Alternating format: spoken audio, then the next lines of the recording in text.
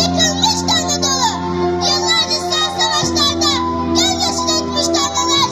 Cephelerden dönmeye, kınalı kızların ardından.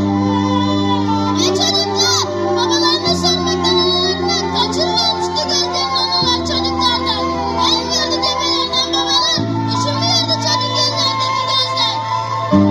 Deprem belirleyen aziz, vatanın bütün kaleleri zapt edilmiş, bütün tersanelerine girilmiş, bütün ordular dağıtılmış ve memleketin her köşesi bir filiş.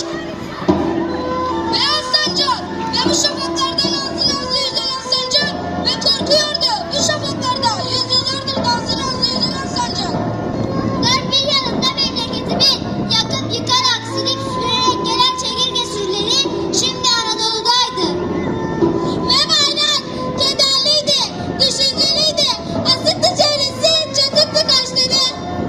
Nasıl tutsak olurdu bu vatan, nasıl tutsak olurdu bu gök, nasıl tutsak olurdu bu dağ, bu taş, bu ova. Ve tutsak edeceğini sararak gafil, bu vatanı, bu milleti, topuyla, tankıyla, tüfeğiyle, donanmasıyla geldi. Geldikleri mi giderler? Çelik medeniyetinin çelik ruhlu insanları çelikten silahlarıyla geldiler. Kimi yamyam, kimi hindu, kimi bilmem ne bela. Çelik ruhlarıyla ve çelik bedelleriyle ölüm yağdırdılar garbın afakından. Şarkın, Mecnun, evladının tek silahı iman dolu. Göğsüydü, yoktu başka hiçbir silahı, doğruydu.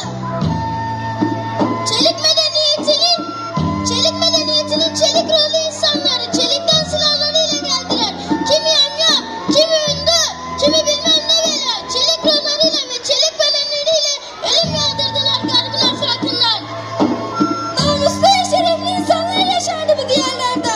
Herkes içinde özgürlük, adalet, hürriyet. Şimdi ise dünyanın dört bir yanında yurdumu kuşatmaya gelmişti alçaklar. Bayrakları bayrak yapan üstündeki kanlı. Toprak eğer uğrunda ölen varsa vatandır. Ben size savaşmayı değil, ölmeyi emrediyorum.